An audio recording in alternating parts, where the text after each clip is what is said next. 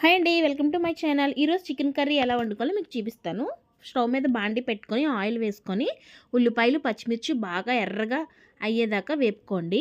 దాని తర్వాత చికెన్ వేసుకోండి. శుభ్రంగా కడిగి పెట్టుకున్న చికెన్ అది వాటర్ అంతా ఎక్సెస్ వాటర్ అంతా ఎగిరిపోయేదాకా పెట్టుకోండి. చూడండి, మొత్తం అంతా ఎగిరిపోయింది.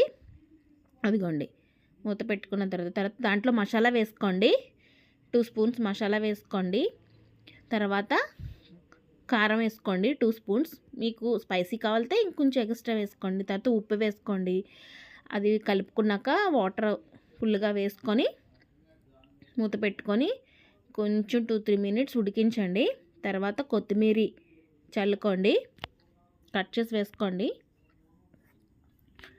చూడండి ఎంత స్పైసీగా ఉందో, చాలా టేస్టీగా ఉందండి. మరిన్ని వీడియోస్ కోసం like and share, subscribe. Thank you. By bye friends.